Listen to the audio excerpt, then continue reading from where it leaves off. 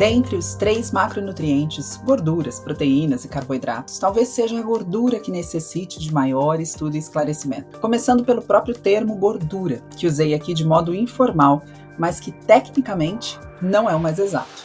Muitas vezes, quando dizemos gordura, nos referimos também aos óleos, sendo que a expressão mais correta nesse caso seria lipídios, que engloba tanto a gordura quanto o óleo. De qualquer modo, gorduras e óleos estão presentes em nosso dia a dia e possuem um impacto significativo em nossa saúde. Olá, seja muito bem-vinda e bem-vindo. Eu sou a Roberta Carbonari. Olá, eu sou a Alessandra Feltri. Estamos começando mais um episódio do Pura Vida Cast. E neste episódio vamos falar sobre gorduras naturais, ou melhor, lipídios. Existem muitos tipos de lipídios, cada um possui características únicas.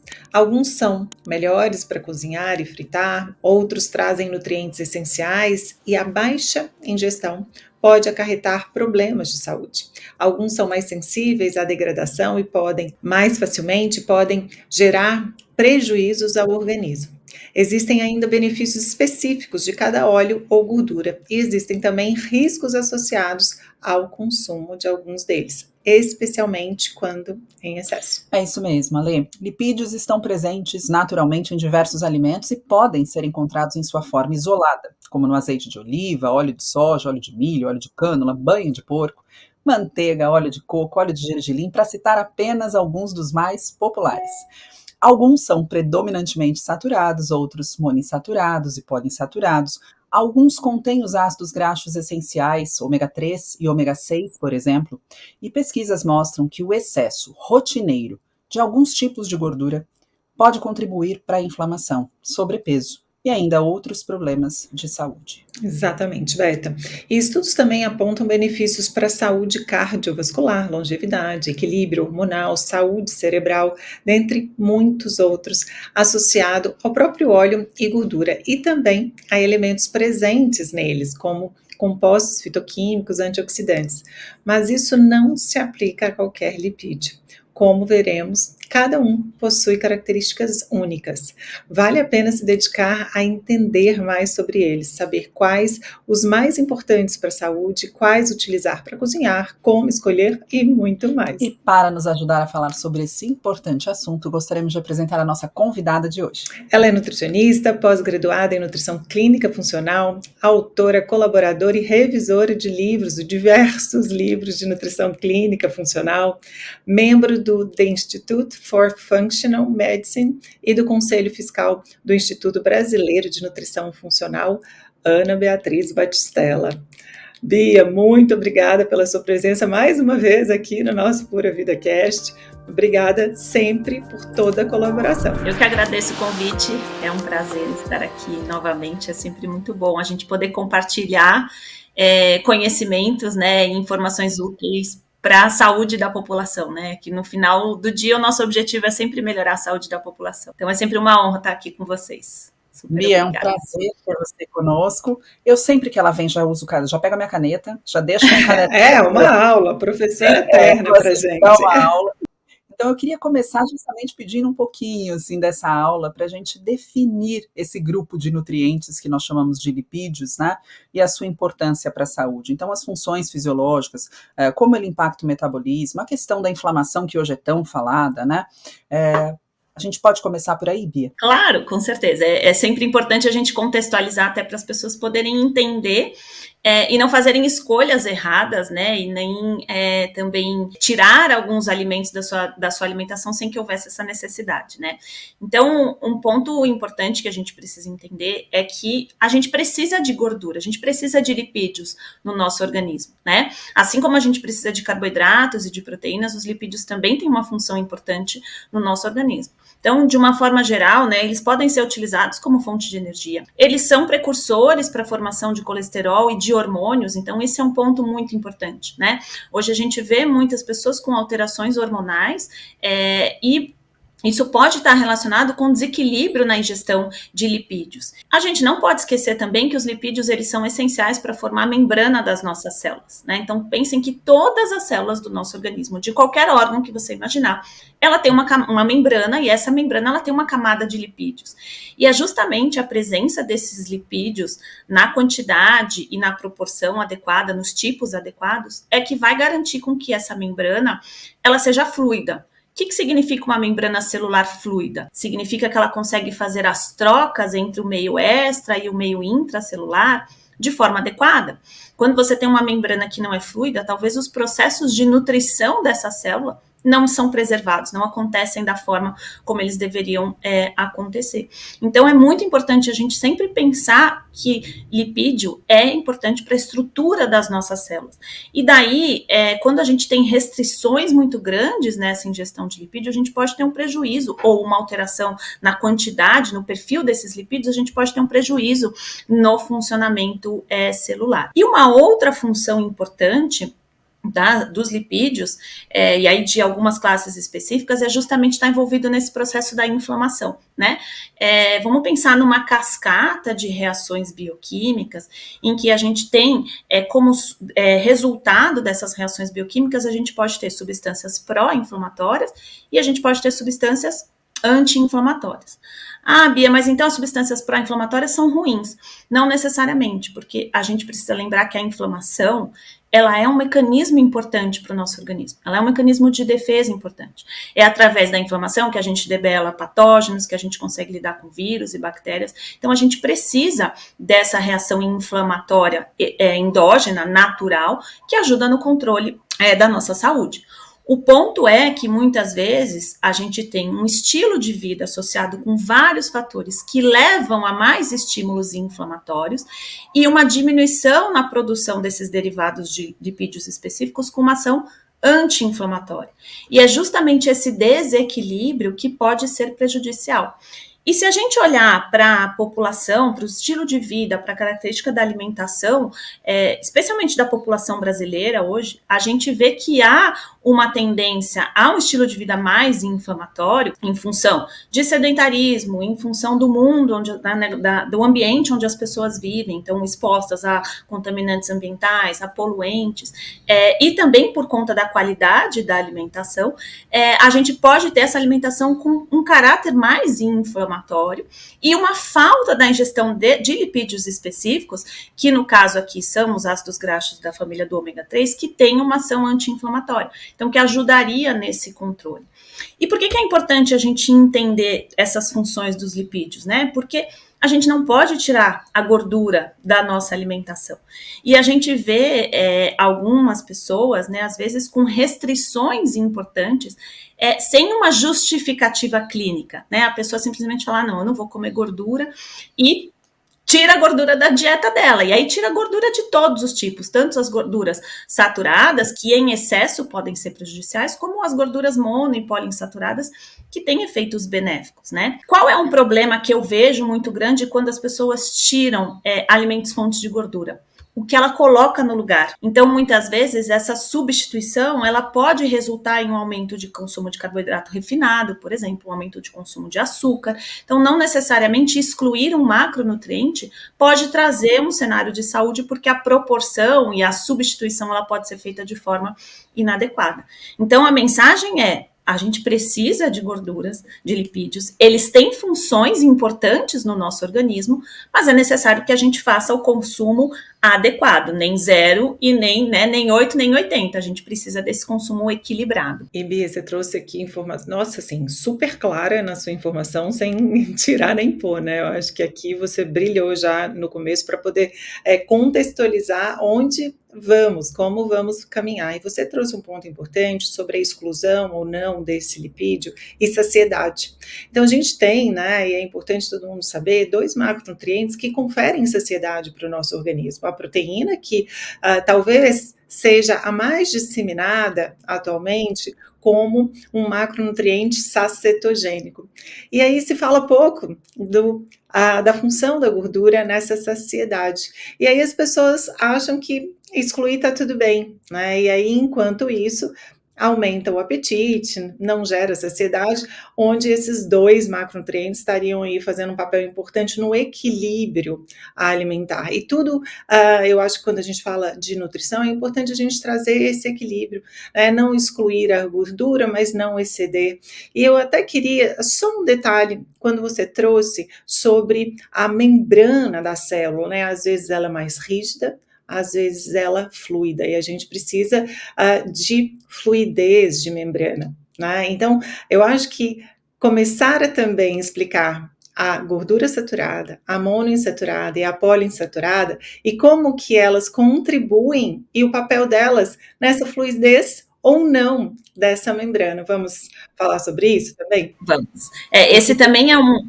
Eu queria falar que quando eu comecei a estudar nutrição, e eu comecei a estudar lipídios, né, eu falei: "Gente, como que eu decoro isso, né, como que eu decoro qual que é a saturada, qual que é", e eu lembro que eu falava: "Saturada, S de sólido, o que for mais sólido, menos fluido é saturado", né, então eu acho que é legal também a gente trazer depois algumas dicas, porque é tão difícil, né, a gente não vai ter especialistas em alimentação escolhendo o que comer, nós temos indivíduos que precisam fazer boas escolhas, né. Vamos lá. Não, e essa regra mnemônica é super importante, porque, de fato, a população em geral não consegue guardar todas essas informações técnicas, né? Então, essa informação é bem relevante. O que a gente precisa considerar, né? Então, a gente tem esses 3 tipos principais de lipídios, que são os lipídios saturados e os insaturados, e dentro dos insaturados a gente tem os mono e os poliinsaturados. De uma forma mais geral, né, o que diferencia, né, a gente não vai entrar profundamente na bioquímica, né, mas o que diferencia esses tipos de gordura é a presença de duplas ligações. Então, na gordura saturada, a gente não tem essas duplas ligações, a gente tem uma cadeia carbônica com ligações simples, e nas insaturadas a gente vai ter essas duplas ligações. Então, seriam como que um carbono está se ligando a outro, ou através de uma ligação simples, ou com duas ligações. Se a gente pensar num desenhinho da estrutura química, né, seriam 2 moléculas de carbono ou ligadas por uma linha só, que seria a gordura saturada, ou na insaturada unidas por 2 linhas, que seriam a insaturada. E aí nas monoinsaturadas a gente tem uma ligação, e uma dupla ligação, e nas poliinsaturadas a gente tem 2, 3 ou até, em alguns casos mais, duplas ligações. E é justamente a presença dessas duplas ligações que faz com que a gente tenha essa característica do ácido graxo insaturado, que, trazendo para esse contexto da membrana celular, é o que vai gerar essa fluidez de membrana, porque justamente a gordura, pensem que ela fica mais flexível, vamos dizer assim, numa forma mais simples de se explicar. Enquanto a gordura saturada, por ela ter uma ligação única, é como se de fato ela ficasse mais endurecida, ela é mais enrijecida. E aí, trazendo isso para o cenário de membrana celular, quando a gente tem um excesso de consumo de gordura saturada, a gente pode ter essa membrana celular com mais gordura saturada e menos gordura mono e poliinsaturada. E se essa gordura saturada ela é mais rígida, quando ela está na membrana celular em maior quantidade, ela vai deixar essa membrana celular menos fluida, mais enrijecida. Ao passo que quando a gente tem maior consumo das gorduras mono e poliinsaturadas, a gente vai ter essa maior incorporação nessa membrana celular e, consequentemente, ela fica mais fluida. Então, esse é um ponto importante da gente também lembrar, né? Porque muitas vezes, por que as pessoas falam muito de gordura, né? A gente sabe que as doenças crônicas, elas estão aí, né? O Brasil é um país com altos níveis de doenças crônicas, e a gente sabe que o perfil de lipídios da nossa dieta, ele impacta nesse cenário, né? Então, por conta do perfil de colesterol, por conta do risco de doenças cardiovasculares. Mas o que impacta é justamente esse desequilíbrio. Não é simplesmente consumir gordura, né? Consumir lipídio. É justamente o desequilíbrio entre gorduras saturadas e gorduras mono e poliinsaturadas. Porque justamente por conta dessa fluidez, por conta dessa maior rigidez, da fluidez das mono e poliinsaturadas e da rigidez da saturada, isso é que pode fazer com que a gente tenha aumento de perfil de colesterol, faz com que a gente possa ter aumento do risco cardiovascular, mas justamente por esse desequilíbrio. E isso também vai gerar esse desequilíbrio na nossa membrana celular, fazendo até com que a gente tenha mais estímulos inflamatórios também nessa célula. Então, se eu tiver menos, por exemplo, gorduras mono e poliinsaturadas, principalmente, né?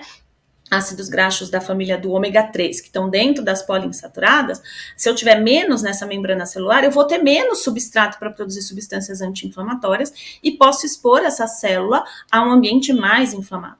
Então, o que a gente precisa entender, né? De novo, é o conjunto, é o equilíbrio que importa. E é o desequilíbrio que pode ser prejudicial.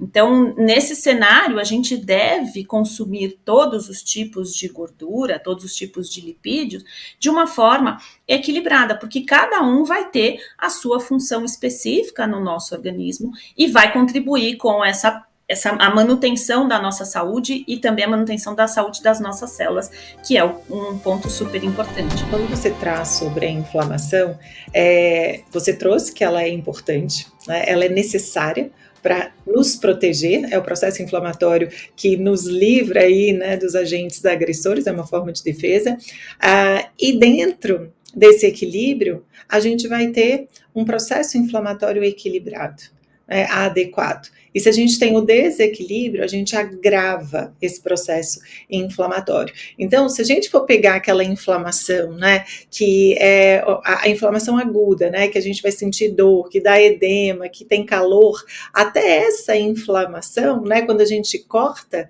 se a gente tiver esse desequilíbrio, a gente vai ter ali realmente, assim, um agravamento dessa inflamação. A gente vai ter mais dor, a gente vai ter mais calor. Então, assim, é uma coisa simples até de sentir quando a gente fala da inflamação aguda, né? Aí, quando a gente vai para a crônica de baixo grau, é também impedir esse agravamento, mas tem outros fatores importantes e não só da membrana celular, né? Sim, aí tem os fatores do estilo de vida, né? Aí tem a presença não só a composição, exatamente. E não só a composição da membrana. Exato. Eu queria trazer um ponto aqui, porque quando a gente faz essa explicação, né, e quando a gente fala em excesso, ou quando a gente fala em ausência de gordura, me vem uma questão que pode ser a dúvida de muitas pessoas, né, que nos ouvem por aqui. Obviamente, a gente tem vantagens e desvantagens, né, do consumo da gordura como uma fonte de energia para o corpo. A depender da qualidade, né, desse alimento, a qualidade desse lipídio, na verdade, mas uma pergunta recorrente que me fazem sempre que eu falo de gordura é justamente, e a dieta cetogênica, né? Como que a gordura em excesso é prejudicial? Porque existe, né, a dieta cetogênica, ou ainda quais seriam, né, as formas de intervenção, as condições de intervenção dessa dieta, e tem muito a ver com qualidade desse lipídio, né, a qualidade desse alimento utilizado. Queria que você falasse um pouco sobre isso, porque pode ser a dúvida de muitos aqui. De muita gente, com certeza. E a dieta cetogênica, ela acabou se popularizando mais, né, recentemente, por conta de benefícios que, de fato, a gente encontra na prática clínica, né? Então, o que a gente precisa pensar? A dieta cetogênica, ela é uma dieta em que a gente aumenta muito o consumo de lipídios de uma forma geral. Então, só para um efeito comparativo, né? Numa dieta normal, vamos dizer assim, que a gente tem a distribuição adequada entre carboidratos, proteínas e lipídios, a nossa ingestão de lipídio, ela vai ficar aí por volta de 25 a 30, alguns guidelines colocam até 35% do valor calórico diário. Tá? Então, de todas as calorias que a gente consome num dia, até 35% pode vir de alimentos fontes de gordura. Quando a gente vai para uma dieta cetogênica, esse percentual, ele aumenta absurdamente. Então, ele vai lá para casa dos 60%, 70%, 80%. Então, a base da alimentação na dieta cetogênica são alimentos que contêm lipídios e uma diminuição muito grande no consumo de carboidratos, né? Então, essas dietas, normalmente têm uma quantidade de carboidrato muito baixa. Então, menos de 50 gramas de carboidrato por dia. 50 gramas de carboidrato, só para efeitos comparativos, a depender de como for o seu café da manhã, você já ingeriu essas 50 gramas. Se for uma banana com 30 gramas de aveia, acabou. Acabou, exatamente. Ou se você fizer um suco de açaí. De 100 gramas, né? Exato, Um suco de açaí que as pessoas adoram. Fez um suco de açaí com mais 2, 3 frutas. Acabou, já foi. Botou uma mini tapioca, a gente já bateu esses 50 gramas. Então vejam como como há uma diferença muito significativa. E nesse cenário, qual é o benefício, qual é o objetivo da dieta cetogênica, né? No metabolismo de lipídios, a gente vai acabar gerando aí energia, porque eles são fonte de energia, então eles vão sofrer lá oxidação para formar energia, e a gente vai ter a formação de corpos cetônicos. E os corpos cetônicos, eles podem ser utilizados como fonte de energia. Daí vem esse nome, né, de dieta cetogênica. E os corpos cetônicos, eles são utilizados, inclusive, como fonte de energia cerebral. Então, se a gente pegar a história da dieta cetogênica, ela vem muito com aplicação clínica em patologias cerebrais. Então, a gente tem dieta cetogênica, por exemplo, para quadros de convulsão, né? Onde a gente diminui a oferta de glicose cerebral e ele passa a utilizar os corpos cetônicos provenientes do metabolismo de lipídios como fonte de energia. E aí, depois disso, né, se começou a estudar e se viu que, de fato, diminuir essa quantidade de glicose de forma bem significativa e aumentar bem o consumo de lipídios, tem outros benefícios em outras patologias. Então, a gente tem estudos hoje já com atividade, com importância, com benefício nos casos de câncer, né? Por quê? Porque a ideia seria você diminuir a oferta de glicose disponível para células tumorais. E aí você poderia ter um efeito benéfico no câncer, tá? Então, a gente tem essas possíveis aplicações clínicas e tem, inclusive, a aplicação da dieta cetogênica no emagrecimento. Então, com alguns estudos trazendo aí resultados bem interessantes. Mas o que a gente precisa entender aqui é que, mais do que a gente ter resultado em estudo científico, a gente precisa considerar a individualidade daquela pessoa que está na nossa frente ou daquela pessoa que está pesquisando sobre dieta cetogênica, né? Porque fazer uma dieta cetogênica na prática é difícil. É bem difícil, né? Porque a gente precisa aumentar muito o consumo de gordura. E aí não é aumentar o consumo de gordura comendo bacon o dia inteiro, como às vezes algumas pessoas entendem. Não é uma cetogênica com padrão americano, né? Exatamente. A gente precisa adequar a qualidade desse aumento de gordura. Então, eu não vou conseguir fazer uma dieta cetogênica, não vou obter esses lipídios só de gordura saturada, prioritariamente de alimentos de origem animal, como carnes gordurosas, como bacon. Porque essa gordura ela é saturada. E o excesso de gordura saturada, ele pode ser prejudicial para o nosso organismo. Então, a gente precisa, nesse cenário da dieta cetogênica, sempre manter um equilíbrio e priorizar os lipídios mono e poliinsaturados, que aí a gente vai conseguir no azeite, a gente vai conseguir nas oleaginosas, a gente vai conseguir no abacate, nas sementes, de uma forma geral. E essa mudança, ela é difícil, porque imaginem a gente aumentar tanta ingestão de gordura a partir desses alimentos.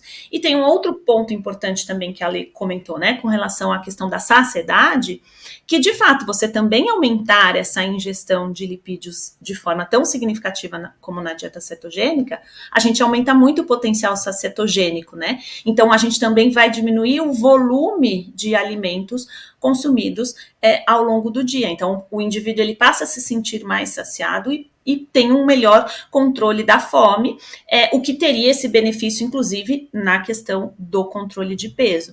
Mas é algo que também precisa ser considerado, porque se a gente estiver falando de um indivíduo que não metaboliza bem gordura, por exemplo, a dieta cetogênica dele, para ele, não vai ser benéfica. E você sabe uma coisa que eu pratico bastante ciclo de estratégias com os meus pacientes, enfim, com as minhas alunas, até para que as pessoas possam entender o que é na prática, né? Então, às vezes eu coloco uma vez na semana para a pessoa saber assim, nossa, aprendi agora, porque olha que interessante, quando a gente fala de dieta cetogênica, nós profissionais colocamos 2 macronutrientes em evidência, o carboidrato que vai reduzir e a gordura que vai aumentar. Só que a proteína também não pode ser alta. E quando a gente chega numa consulta, né, de uma pessoa que já passou por várias estratégias de emagrecimento, ela começa a descrever uma dieta cetogênica que ela fez por aí, pesquisando, a proteína está lá em cima. Só que o intuito e o objetivo da dieta cetogênica é o quê? É deixar com que os corpos cetônicos seja a fonte de energia prioritária nesse caso.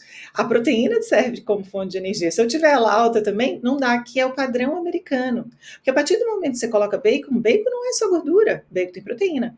Quando você coloca carne, quando você coloca muitos ovos, tudo tem proteína e tem gordura junto. Então você já sai do que é na prática, o que a ciência traz de um protocolo que é realmente uma dieta cetogênica com a proteína equilibrada, né, com uma quantidade mais baixa também, né, não ultrapassando 1,5 grama ou não menos que 0,8 gramas por quilo de peso, que é o que eu pratico até, e o carboidrato, como você trouxe. Então, é muito importante, assim, não fazer ali, né, alguma estratégia e achar que está fazendo certo sozinho, porque dieta cetogênica é difícil para o profissional de saúde prescrever, porque tem que entender a individualidade. Uma pessoa que não come abacate tem pânico de abacate. Uma pessoa que não gosta de um azeite, não vai comer uma oleaginosa, você tem que... Aleaginosas, por exemplo. Exato, né? Então, assim, é difícil da gente entender individualmente ali e prescrever esse tipo de dieta. Imagina uma pessoa que não estudou realmente essa distribuição, né, Bia? E aí acaba não aproveitando os benefícios, né? E uma outra coisa importante que eu acho que fica também é início, meio e fim. Dieta cetogênica não é para a vida toda.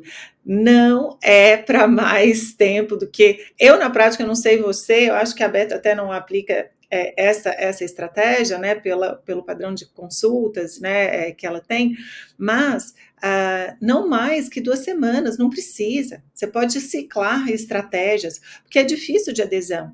O volume é muito pequeno, porque a caloria da gordura, né, é alta, e aí as pessoas ficam com aquela sensação de que está comendo pouco e às vezes não conseguem aderir à cetogênica pelo volume. A saciedade até é ok, mas sabe aquela saciedade que também ela é feita pelo consumo alimentar, pelo quanto você come? Ela não acontece, então às vezes as pessoas não conseguem aderir e começam a fazer coisas que são inadequadas no meio dessa estratégia, né? E nesse cenário, Ale, quando a gente muda muito o padrão alimentar, porque é uma mudança radical, vamos pensar um indivíduo que come, né, pão no café da manhã, massa, tubérculo, proteína em todas as refeições, a gente vai... Arroz, feijão, a gente vai tirar o que ele está habituado. Então, tem essa mudança também, né, que pode dificultar muito e pode também impactar nessa questão da adesão que você trouxe. E aí, uma outra coisa que eu queria complementar, que você estava falando da questão da proteína, o que acontece quando ela está desregulada, né? Então, a dieta cetogênica, a gente baixa carboidrato, aumenta lipídios, e a gente não pode esquecer do valor calórico. Então, se eu estou fazendo lá uma dieta de 1.800 calorias, eu preciso calcular que o meu maior percentual vai vir de lipídios e o restante, diminuir carboidrato e o restante de proteína, né? Então, a gente faria uma conta nesse cenário.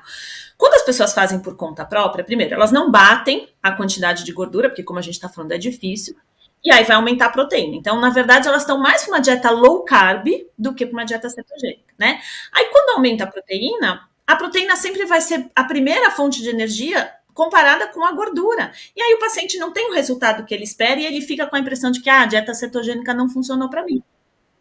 Exatamente. Só que, na verdade, ele não induziu essa cetose, que a gente chama, né, que é o objetivo da cetogênica, porque ele não conseguiu fazer com que esses corpos cetônicos fossem utilizados como fonte de energia e ele está usando proteína.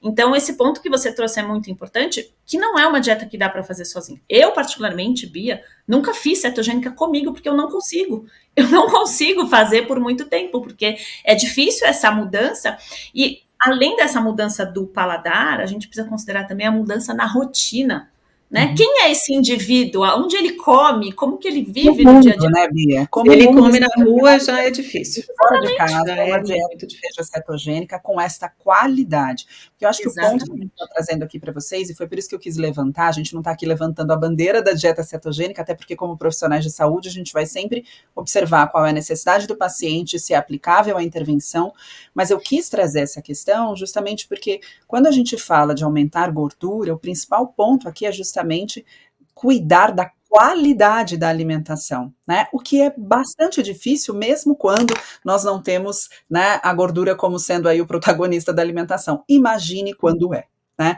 Então, a intervenção de uma dieta cetogênica, ela é a indicação que todos nós fazemos sempre, e fica aqui um alerta para vocês, ela vai alterar questões metabólicas importantes. Quando eu tenho uma redução drástica de carboidrato, eu posso ter alterações em padrões hormonais, eu posso ter alterações de tireoide, e isso também já foi muito bem evidenciado em estudos. Então, jamais faço uma estratégia como essa sem acompanhamento de uma nutricionista, de um médico, avaliando, primeiro, a necessidade e, segundo, o impacto dessa dieta cetogênica no seu organismo, né? Mas eu quis trazer isso porque eu vejo muita confusão, a Lê bem trouxe aqui, né? Ovo frito com bacon me parece uma cetogênica, né? E não é isso, não é isso. Jamais um nutricionista vai fazer uma intervenção em que exista o excesso de gordura saturada ou ainda uma baixa qualidade de fibras, né? Os carboidratos que a gente vai utilizar são carboidratos de baixa densidade nutricional, mas de enorme quantidade de fibras, até para uma proteção cardiovascular importante. Então, eu acho muito importante a gente trazer essa questão aqui quando a gente fala de gordura.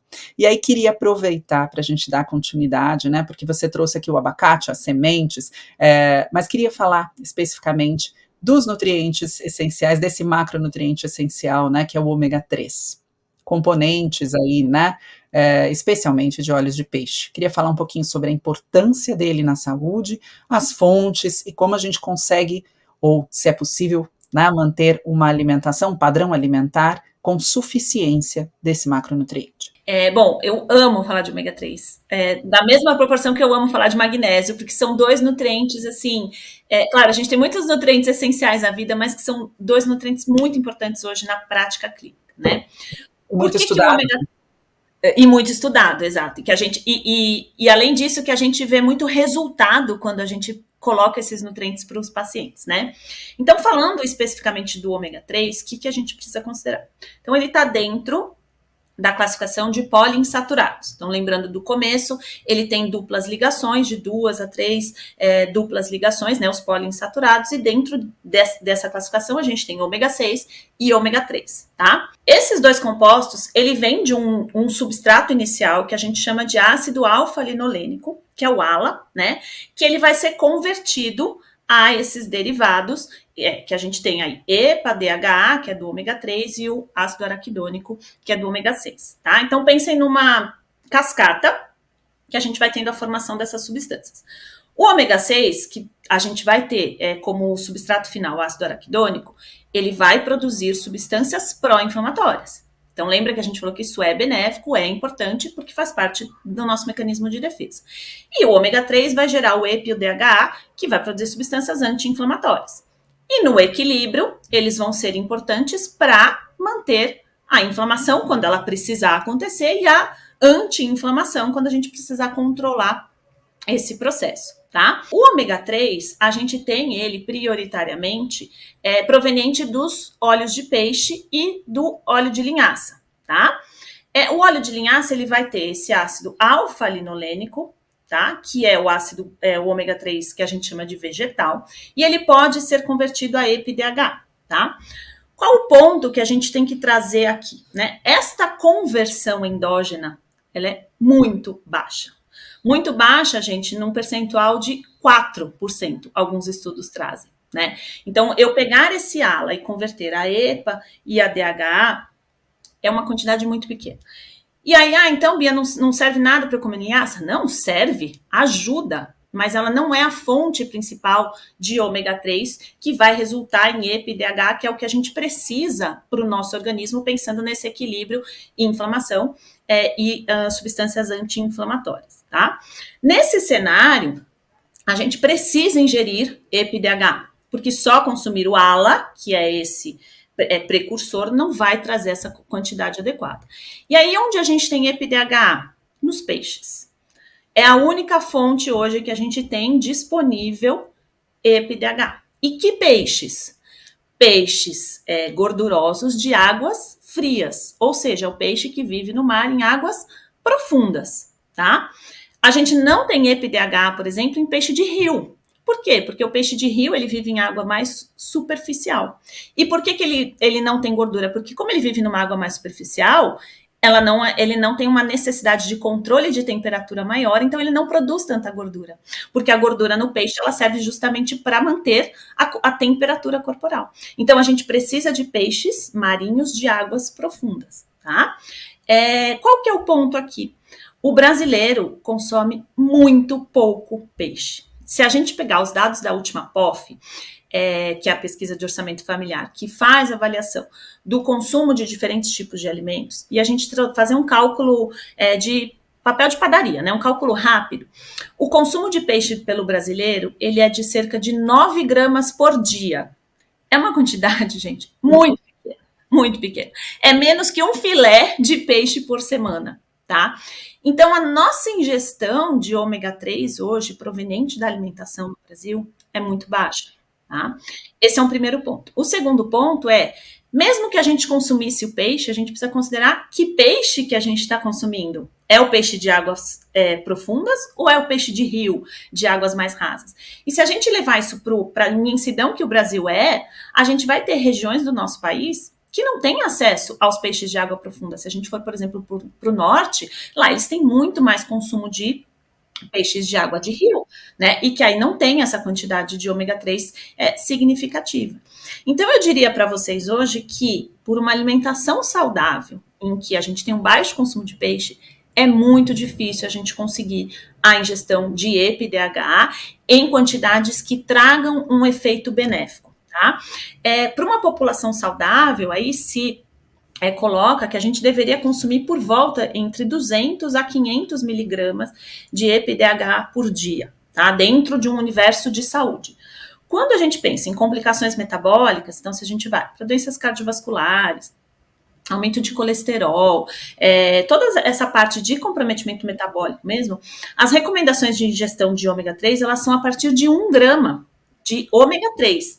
Então, é muito difícil a gente conseguir esse 1 grama via alimentação, considerando essa disponibilidade de origem que a gente tem no nosso dia a dia, né, a partir dos nossos hábitos alimentares. Perfeito. Eu acho importante a gente falar sobre essa questão, né, porque a gente tem também um movimento hoje muito anti-suplementação, né, e eu assim, eu me preocupa tanto a bandeira do vamos suplementar, quanto anti-suplementação, porque a gente sabe das necessidades específicas, de nutrientes específicos, a gente sabe, a gente observa, né, fazendo um simples recordatório alimentar no consultório, a deficiência muitas vezes da ingestão, então é muito importante, né, que se você tem uma recomendação de suplementação pelo profissional que te acompanha, que você faça essa suplementação. A gente está falando de um macronutriente essencial, ou eu consumo, ou eu não tenho, né, não existe ou eu preciso consumir. E sabe uma coisa importante? A gente está falando sobre a suplementação. Hoje, né, a gente é profissional todos aqui mais de 10 anos, né? Se a gente olhar para trás, quanto a gente tinha de suplementos disponível com um custo-benefício, né, legal. Um suplemento de boa qualidade, com uma dose adequada de ômega 3, que é o que a gente está falando, né, e com um custo aí acessível. Hoje a gente tem isso no mercado. E muito importante, quando a Ana trouxe aqui sobre ômega 3 e a importância da suplementação, ela trouxe aqui uma quantidade, pensando em indivíduos saudáveis, de 200 a 500 miligramas, agora pensando em prevenção de doenças cardiovasculares, enfim, ou até mesmo em alguma condição específica, doses um pouco maiores. Então, quando a gente vai ter acesso a um ômega 3, a gente tem que entender que ômega 3 é diferente de óleo de peixe. Então, na hora que você for ao supermercado, né, e observar assim, óleo de peixe, tá com preço super legal, mas o ômega 3 tá mais caro. É por quê? Porque eu tenho uma concentração do que eu quero no ômega 3. O óleo de peixe tem diferentes óleos, ômega 3 e outros tantos.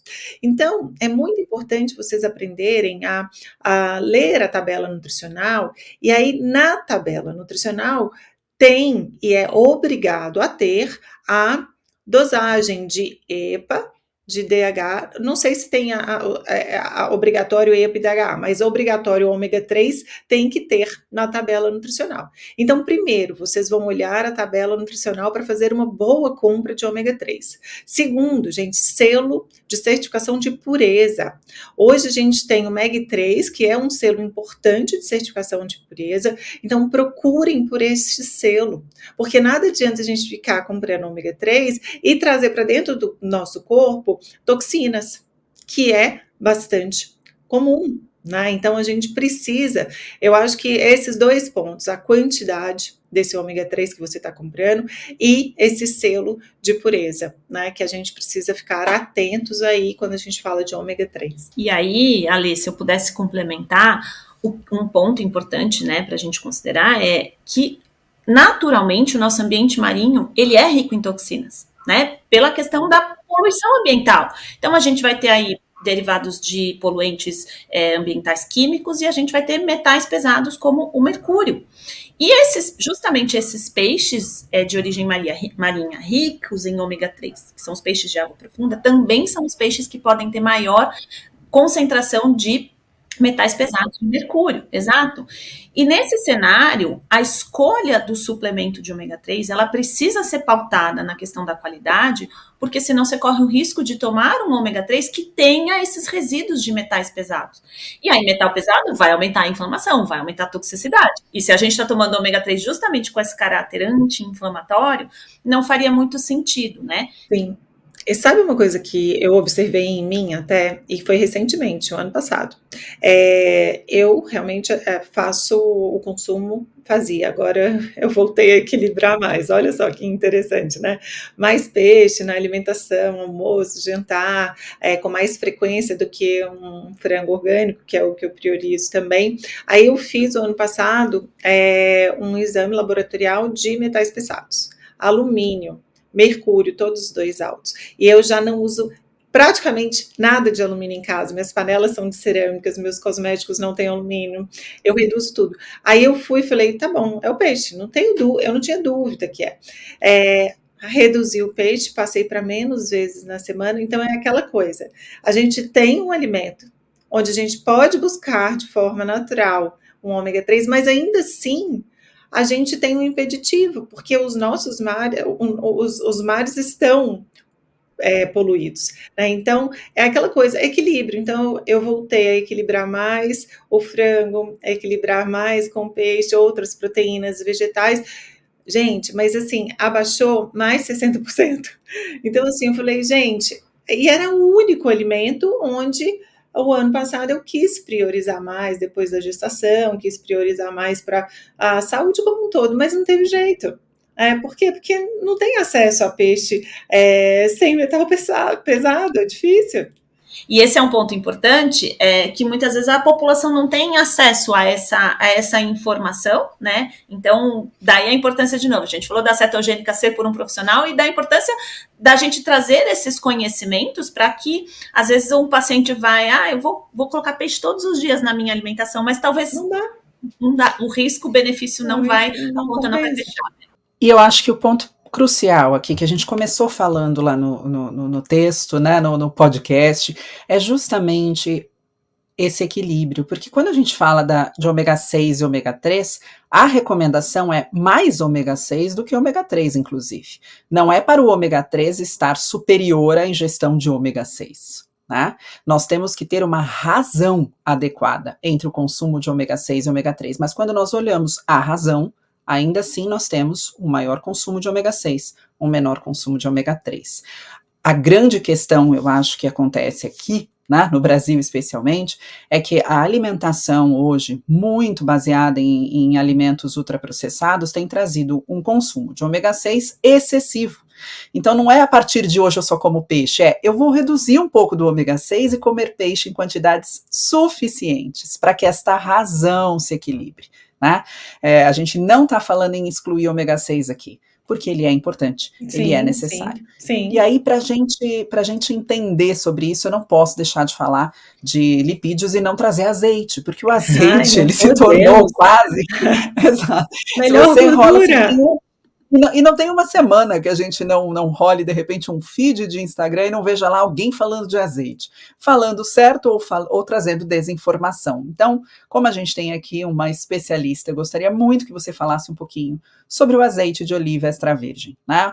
Ele é considerado um dos óleos essenciais mais saudáveis, né? E tem unanimidade entre os profissionais com relação a isso. Mas queria que você trouxesse um pouquinho sobre este óleo. Então, de fato, o azeite, ele é um alimento, assim, super importante para a nossa saúde, né? E os estudos do azeite, eles vêm muito da região lá do Mediterrâneo, né? Que é onde se começou a consumir muito azeite. A dieta do Mediterrâneo tem como base um alto consumo de azeite, e aí se vê todos os desfechos metabólicos positivos dentro desse perfil de consumo, né? E por que o azeite é tão importante? Então, ainda falando da classificação das gorduras, né? A gente viu as saturadas, as poliinsaturadas, e o azeite ele está dentro das monoinsaturadas, porque ele é riquíssimo numa gordura específica que chama ácido oleico, que é a gordura monoinsaturada mais prevalente na natureza, né? É a nossa principal gordura monoinsaturada. E o principal alimento para a gente é o azeite, porque ele é riquíssimo nesse ácido graxo, que a gente chama popularmente de ômega 9, né? Que também tem uma ação anti-inflamatória importante no nosso organismo. E o azeite, além da questão dos lipídios, ele é quase como que um superalimento, né? Porque ele tem essa gordura monoinsaturada, importante, e ele tem uma quantidade de compostos fenólicos com ação antioxidante extremamente relevante para o nosso organismo, né? Então a gente tem aí vários compostos, né? Uma gama muito grande que especificamente já foram associados aí com efeitos benéficos para a nossa saúde, com ação anti-inflamatória, auxílio no controle do perfil de lipídios endógenos, né? Do perfil de colesterol, uma ação antioxidante, e é justamente essa combinação entre um ácido monoinsaturado e esse perfil de compostos benéficos que faz com que o azeite seja um alimento único e um superalimento, e que a gente deve consumir todos os dias de forma regular. A não ser, claro, né, em casos muito específicos de alguma intolerância ou de um paciente que tem alguma questão com ingestão de gordura, por exemplo, né, mas aí que valeria para todos os alimentos que têm lipídios, mas o azeite, ele deve fazer parte da nossa alimentação, justamente porque ele é uma composição única. E ele ainda tem dois outros nutrientes que a gente pode citar aqui, que é a vitamina E, que tem uma ação, né, que é uma vitamina lipossolúvel com uma ação antioxidante importante. Ela funciona para proteger a membrana das nossas células do estresse oxidativo, então ela ajuda na estabilidade dessa célula. E ele tem um outro composto que chama beta-citosterol, que é o mesmo composto, muito parecido do que a gente tem no abacate, tá? Então é um composto, um substrato, né, um subproduto do azeite, que tem uma ação no nosso organismo muito importante que as pessoas não fazem ideia, que é ajudar no controle do cortisol.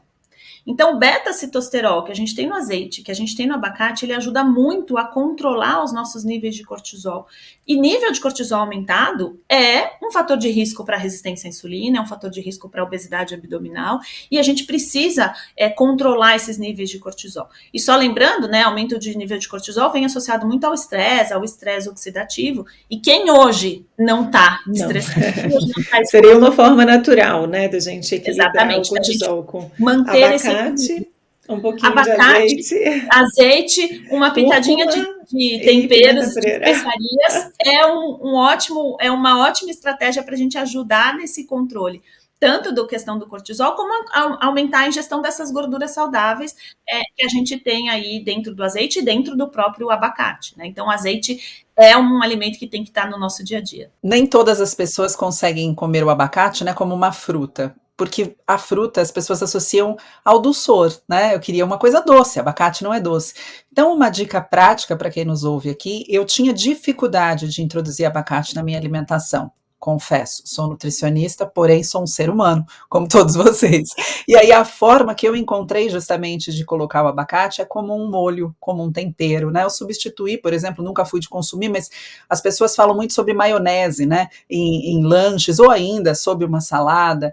o abacate, ele tem essa textura que, quando bem temperado, né, com azeite, com sal, com especiarias, com ervas, você tem a sensação de que você está com uma maionese, né, deixando assim bem claro. Então é possível, né? Existem várias formas de preparar o abacate para que você possa utilizá-lo no seu dia a dia, e o azeite também, né? Ele não é apenas o tempero, e aí só mais um ponto que eu queria que você trouxesse.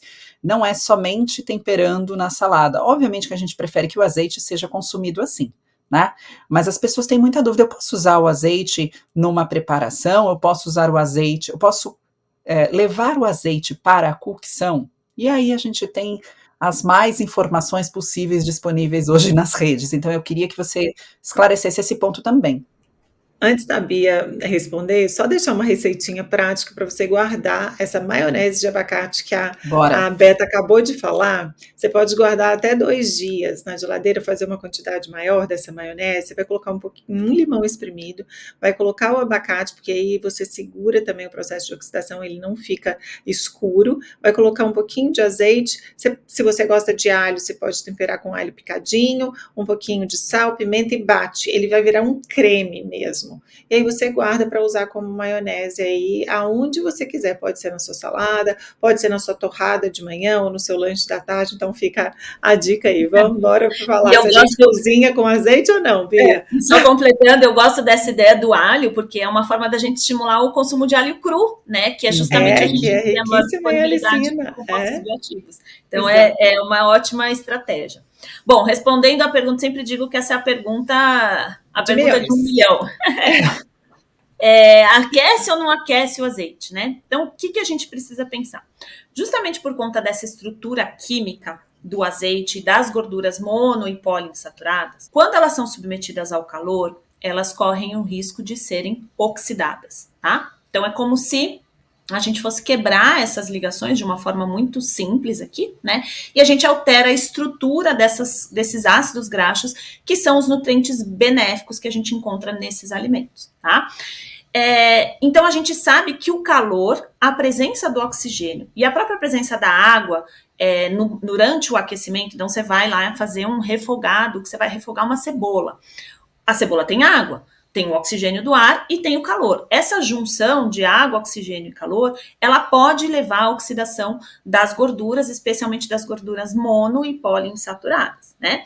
As gorduras saturadas, justamente por elas já terem essa cadeia linear, elas teriam um menor risco de oxidação. Elas precisariam de mais tempo e de uma temperatura maior para sofrer essa oxidação.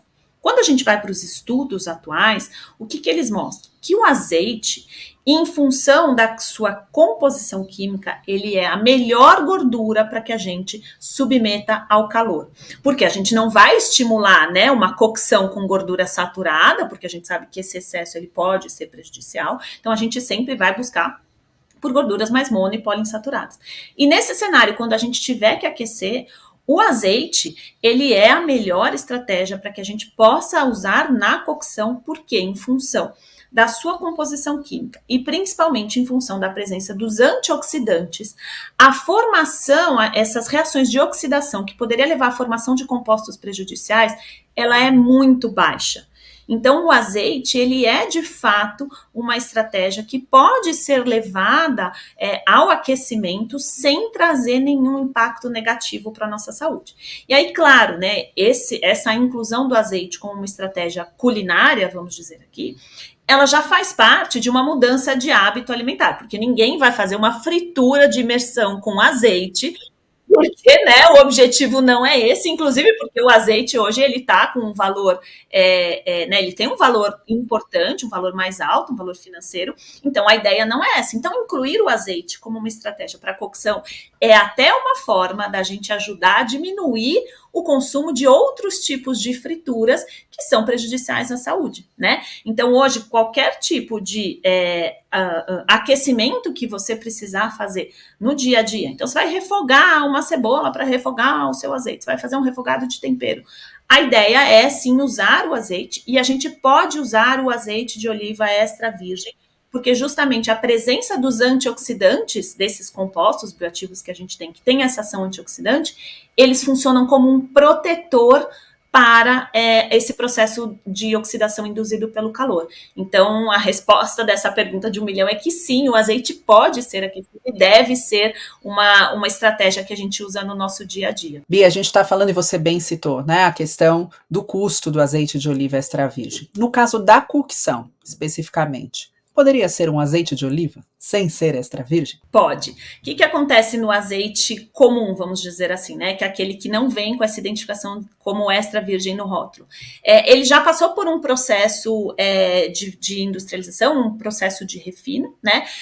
Onde a gente mantém essa questão da característica das gorduras, então ele continua sendo uma fonte importante de gorduras monoinsaturadas, mas a gente tem uma redução no seu teor desses compostos antioxidantes. Mas pensando numa questão de facilidade para o dia a dia, né? A gente pode usar esse azeite como uma estratégia para a cocção, para os processos de aquecimento, e deixar o azeite extra virgem, por exemplo, como a nossa estratégia para temperar, para o alimento frio, para colocar na salada, para colocar no abacate, como a gente falou. Então, pensando nessa questão da oxidação, o azeite simples, sem ser o extra virgem, ele continua sendo uma boa opção também para que ele possa ser submetido frente aos outros óleos vegetais, né? Todas essas comparações, Sim. Quando eu falo... Eu faço muito isso aqui em casa. Eu tenho o azeite de oliva para poder cozinhar, sem ser o extra virgem. O extra virgem eu coloco na salada, porque aí ele a já gente tem também até dá a diferenciação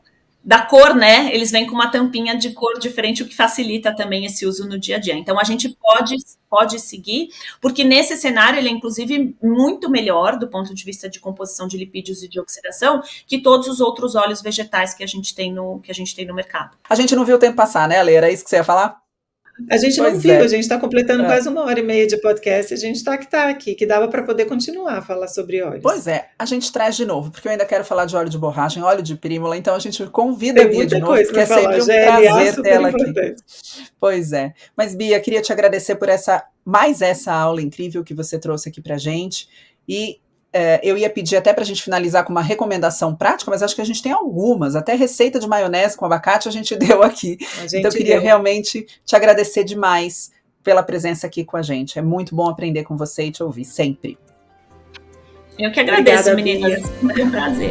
Querida ouvinte, espero que você tenha aproveitado e fique à vontade para compartilhar esse episódio com seus amigos e familiares. E caso você tenha gostado desse papo, pode também divulgar o programa para mais pessoas, ao avaliá-lo em sua plataforma favorita e de preferência, com 5 estrelas. E agora você pode deixar aqui também o seu like no vídeo. Esperamos você no próximo episódio, repleto de valiosos ensinamentos. Esse foi mais um episódio do Pura Vida Cash.